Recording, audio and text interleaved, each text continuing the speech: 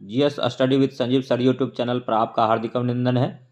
आज हम लोग मराठा के बारे में पढ़ेंगे। मराठा साम्राज्य के प्रथम शासक शिवाजी महाराज के बारे में जानेंगे।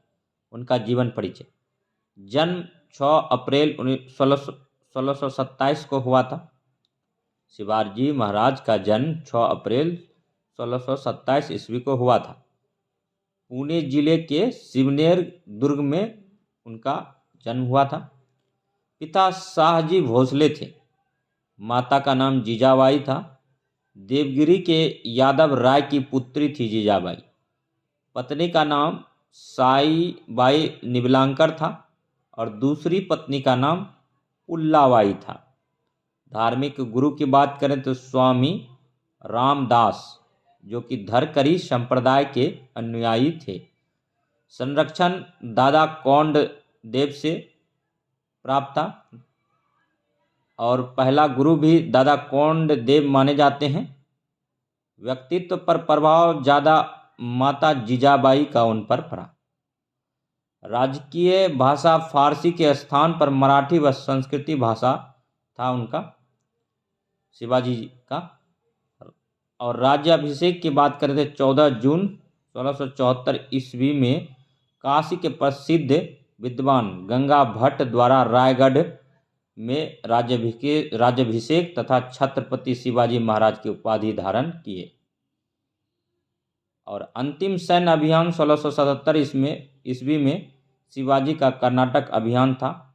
निधन 53 वर्ष की आयु में 3 अप्रैल 1680 ईस्वी को निधन उनका हो गया। और राजधानी जो है रायगढ़ है शिवाजी की। मोस्ट इम्पोर्टेंट क्वेश्चन है, बीपीएससी प्रीलिम्स में पूछा गया है। शिवाजी 1627 से 1680 तक थे। 20 अप्रैल 1627 को पूना के निकट शिवनेर के दुर्ग में शिवाजी का जन्म हुआ। उनके पिता का नाम शाहजी भोसले और माता का नाम जीजाबाई था। शिवाजी के व्यक्तित्व पर प्रभाव उनकी माता जीजाबाई तथा संरक्षक एवं शिक्षक दादा कौंडेव का पड़ा। इनके गुरु का नाम सामर्थ रामदास था। शिवाजी ने हिंदू पद पातशाही अंगीकार किया। गाय और ब्राह्मण की रक्षा का व्रत लिया और हिंदुत्व धर्मोद्धारक की उपाधि धारण की। सर्वप्रथम शिवाजी ने 1643 ईस्वी में बीजापुर के सिंहगढ़ के किले पर अधिकार किया। तत्पश्चात 1646 ईस्वी में उन्होंने तोरन पर अधिकार कर लिया। 1656 ईस्वी तक शिवाजी ने चाकन, पुरंदर, वारामती, सूपा, तिकोना, लोहगढ़ आदि विभिन्न किलों पर अधिकार कर लिया। 1656 में शिवाजी की महत्वपूर्ण विजय जावली की थी।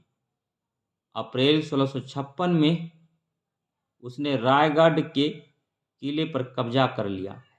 1657 ईस्वी में शिवाजी का पहली बार मुकाबला मुगलों से हुआ, जब वह बीजापुर की तरफ से मुगलों से लड़ा। शिवाजी और अफजल खां की मुलाकात प्रतापगढ़ के दक्षिण में स्थित पार नामक स्थान पर हुई, जहां पर शिवाजी ने 2 नवंबर 1659 में उसकी हत्या कर दी थी।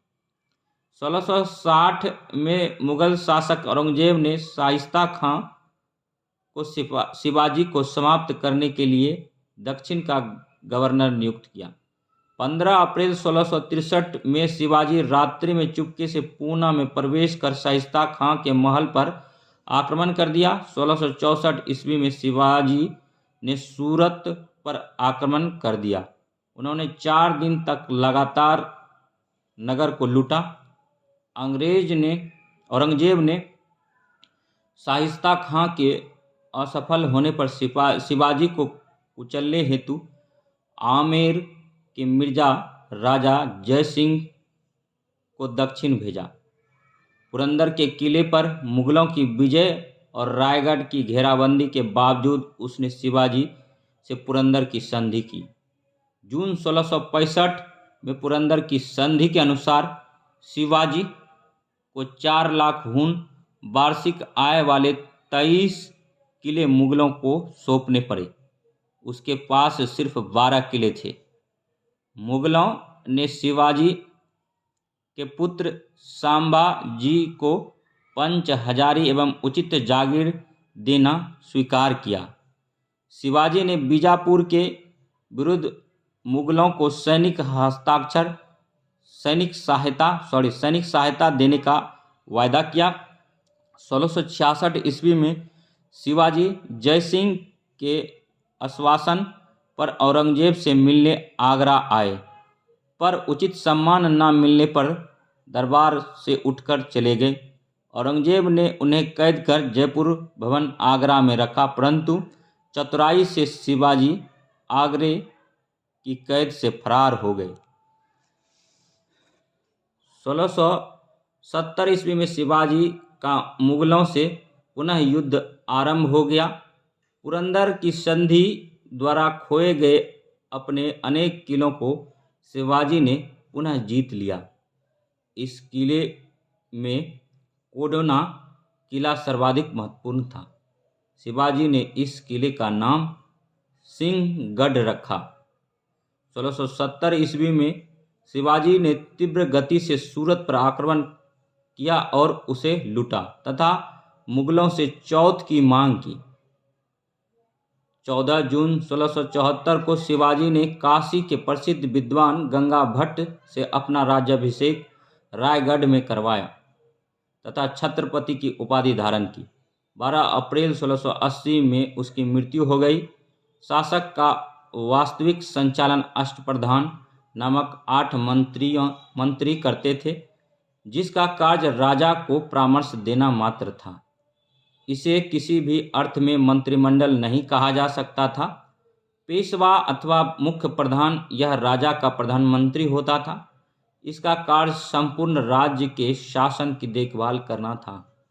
अमात्य अथवा मजूम आदार यह वित्त एवं राजस्व मंत्री होता था।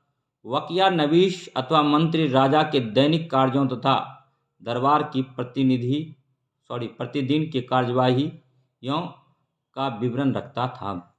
दबीर या सुमंत विदेशी मंत्री थे। इंपॉर्टेंट क्वेश्चन है, बीपीएससी प्रीलिम्स में पूछा गया है। सेनापति अथवा सर-ए-नौबत सेना की भर्ती संगठन रसद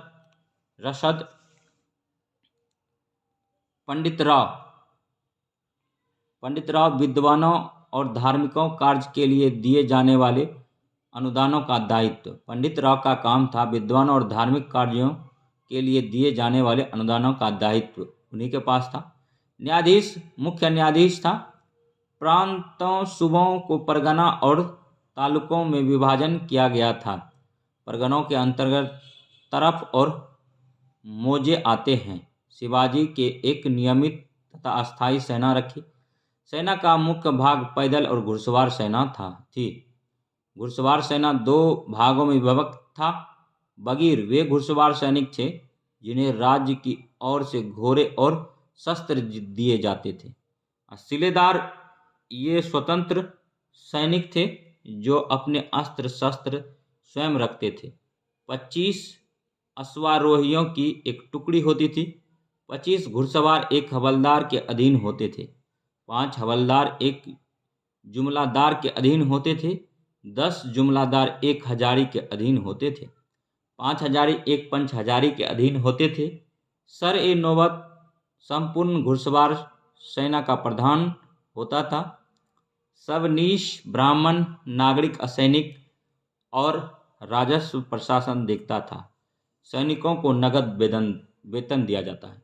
अगर GS study with Sanjeev sir YouTube channel पर आपका हार्दिक अभिनंदन है। वीडियो अगर अच्छा लगे तो लाइक कीजिए, सब्सक्राइब कीजिए, शेयर कीजिए तथा इसी प्रकार का वीडियो देखने के लिए हमारे यूट्यूब बेल आइकन को दबा दीजिए ताकि नेक्स्ट वीडियो का नोटिफिकेशन मिल सके। तब तक के लिए धन्यवाद। जय हिंद।